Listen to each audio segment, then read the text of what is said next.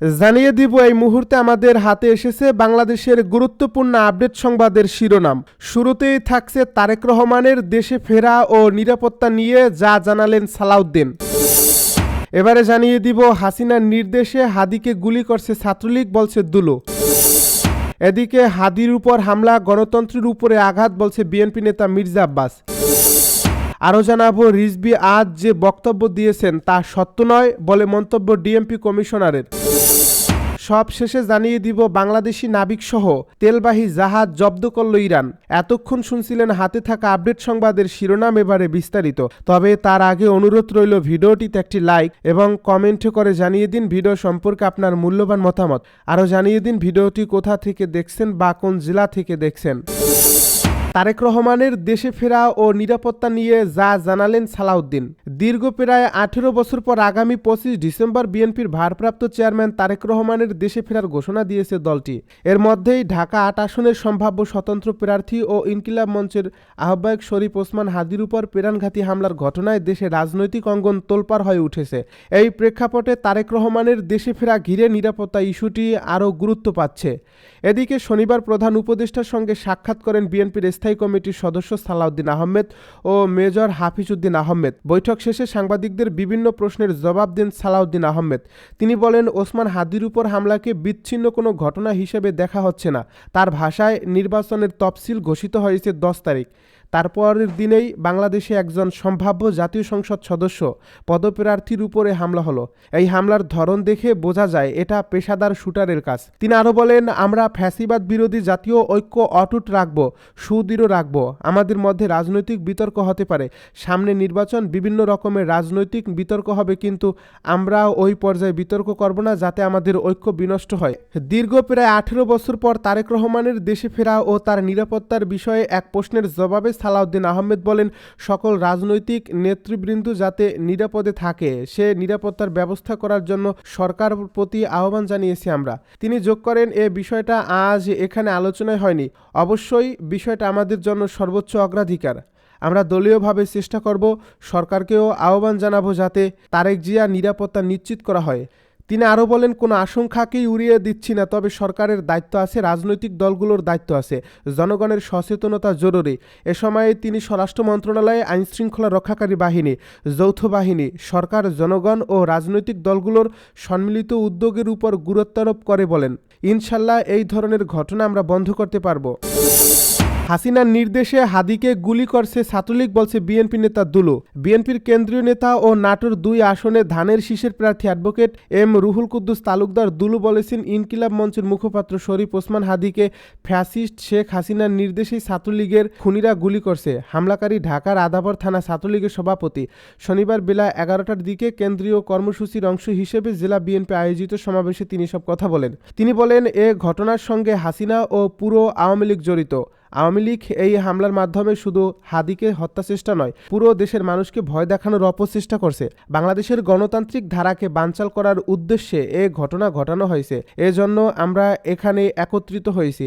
দুলু বলেন, আমাদের সবাইকে ভেদাভেদ ভুলে সতর্ক থাকতে হবে, সজাগ থাকতে হবে, ঐক্যবদ্ধ থাকতে হবে। জুলাই বিপ্লবের সঙ্গে জড়িত সবাইকে ঐক্যবদ্ধ থাকতে হবে। পরাজিত শক্তি বারবার দেশের শান্তি শৃঙ্খলা নষ্ট করার অপচেষ্টা করবে, এ বিষয়ে আমাদের সচেতন থাকতে হবে। নাটোর জেলা বিএনপির অস্থায়ী কার্যালয় এর সামনে সমাবেশ শেষে একটি বিক্ষোভ মিছিল বের করা হয়। এই মিছিলটি শহরের প্রধান সড়ক প্রদক্ষিণ করে কানাইখালী এলাকার নাটোর প্রেস ক্লাবের সামনে এসে শেষ হয়। সমাবেশে আরও বক্তব্য রাখেন জেলা বিএনপির আহ্বায়ক রহিম নেওয়াজ, সদস্য সচিব আসাদুজ্জামান আসাদ, যুগ্ম আহ্বায়ক মোস্তাফিজুর রহমান শাহিন প্রমুখ। হাদির উপর হামলা, গণতন্ত্রের উপর আঘাত, বলছে বিএনপি নেতা মির্জা আব্বাস। বিএনপির স্থায়ী কমিটির সদস্য মির্জা আব্বাস বলেছেন, ওসমান হাদির উপর বর্বরচিত হামলা গণতন্ত্রের উপরে আঘাত। সে আমার সন্তান সমতুল্য। হাদি গুলিবিদ্ধ হওয়ার সংবাদ পেয়ে আমি মানসিকভাবে আহত হয়েছি।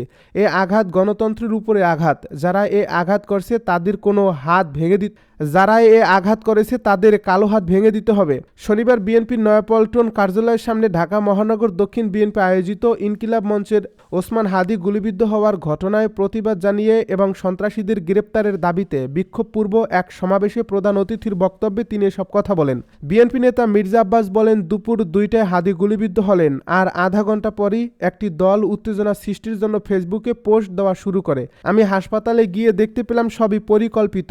আমি ঢাকার ছেলে, দীর্ঘ 50 বছর ঢাকায় রাজনীতি করি, আমি শান্ত ছিলাম।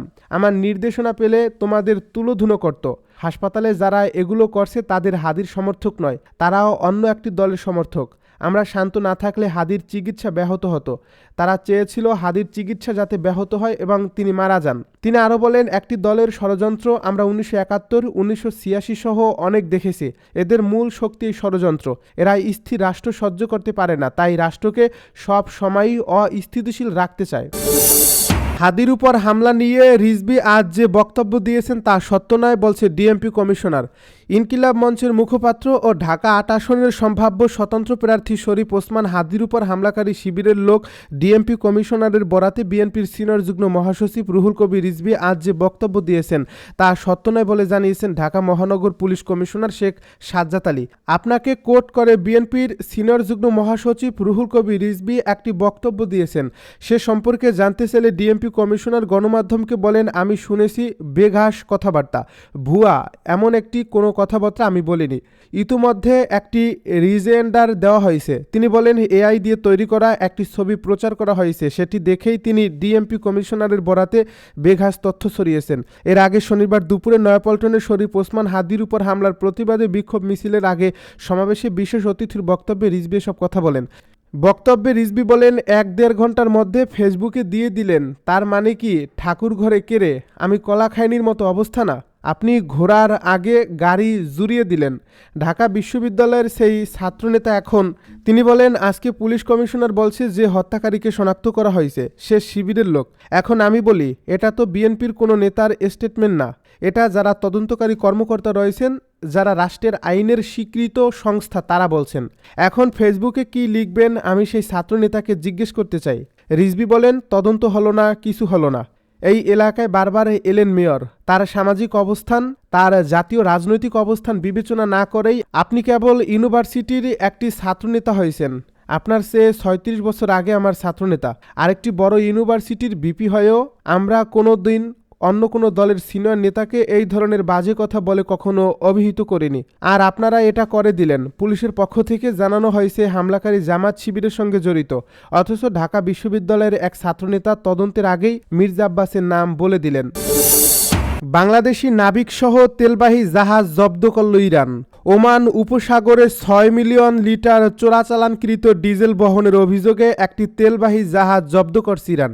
এই জাহাজটিতে বাংলাদেশ, ভারত ও শ্রীলঙ্কার মোট 18 জন নাবিক ছিলেন বলে জানিয়েছে ইরানি গণমাধ্যম। ইরানের আধা সরকারি বার্তা সংস্থা ফার্স জানায়, হরমুজগান প্রদেশের উপকূলে এই জাহাজটি আটক করা হয়। আটককালে জাহাজটির সব নেভিগেশন সিস্টেম বন্ধ ছিল বলে কর্মকর্তারা জানিয়েছেন। ইরানি কর্তৃপক্ষ প্রায়ই উপসাগরীয় অঞ্চলে জ্বালানি পাচারের অভিযোগে জাহাজ জব্দের ঘোষণা দেয়। ইরানে জ্বালানির দাম তুলনামূলক কম হওয়ায় প্রতিবেশী দেশগুলোতে পাচার লাভজনক হয়ে উঠছে বলে মনে করা হয়। গত মাসেও গালফ অঞ্চলে একটি তেলবাহী জাহাজ জব্দ করেছিল ইরান। সে সময় তেহরান জানায় এটি কোনো দেশের বিরুদ্ধে প্রতিশোধমূলক পদক্ষেপ নয়। সর্বশেষ এই ঘটনা এমন এক সময় ঘটল যখন 2 দিন আগে যুক্তরাষ্ট্র ভেনেজুয়েলার উপকূলে একটি তেলবাহী জাহাজ জব্দ করে। যুক্তরাষ্ট্রের দাবি, এই জাহাজটি ইরান ও ভেনেজুয়েলা থেকে তেল পরিবহন করছিল।